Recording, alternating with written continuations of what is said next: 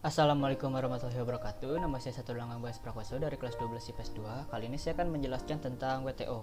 Mulai dari pengertian WTO, tujuan WTO, sampai tugas-tugas WTO. Untuk penjelasannya, kita lihat pada presentasi berikut ini. Yang pertama ada pengertian WTO. Apa itu WTO? World Trade Organization atau yang disingkat WTO, atau dalam bahasa Indonesia Organisasi Perdagangan Dunia, adalah sebuah organisasi internasional yang menaungi upaya untuk meliberalisasikan perdagangan dunia internasional, serta menjadi wadah perundingan dan komitmen bagi para anggotanya. World Trade Organization didirikan pada tanggal 1 Januari 1995. Selain itu, ada pendahulu Organisasi Perdagangan Dunia, yaitu Perjanjian Umum Tarif dan Perdagangan yang ditetapkan pada tahun 1947, termasuk juga Perjanjian Umum Tarif dan Perdagangan 1994 yang menggantikan perjanjian tahun 1947. Selanjutnya, ada anggota World Trade Organization. World Trade Organization memiliki jumlah anggota 160 negara dengan 24 negara pengamat dan berpusat di Jenewa, Swiss.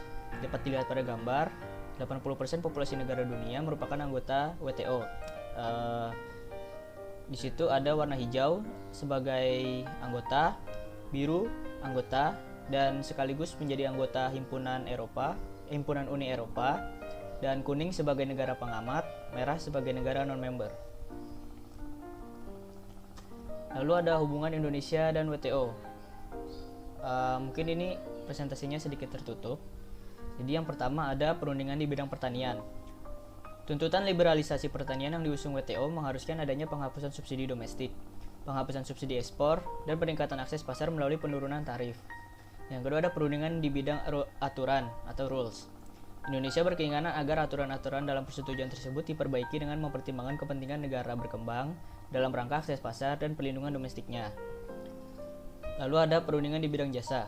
Indonesia berpandang bahwa proses liberalisasi sebaiknya dilakukan secara bertahap, seiring dengan pemberdayaan dan penguatan industri jasa nasional. Yang keempat ada perundingan di bidang kesehatan masyarakat atau public health dan TRIPS. Perundingan di bidang public health telah diselesaikan dengan menghasilkan suatu solusi bahwa lisensi wajib tidak diterapkan atas produksi obat-obatan yang bertujuan kemanusiaan. Yang kelima, ada perundingan di bidang investasi.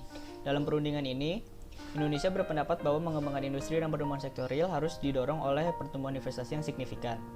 Yang keenam, terakhir, perundingan di bidang lingkungan. Indonesia berkeinginan agar kebijakan lingkungan tidak diatur dalam WTO karena mensyaratkan standar yang tinggi terhadap akses pasar produk negara berkembang. Slide selanjutnya ada tugas WTO. Yang pertama ada mendorong arus perdagangan antar negara dengan mengurangi dan menghapus berbagai hambatan yang dapat mengganggu kelancaran arus perdagangan barang dan jasa.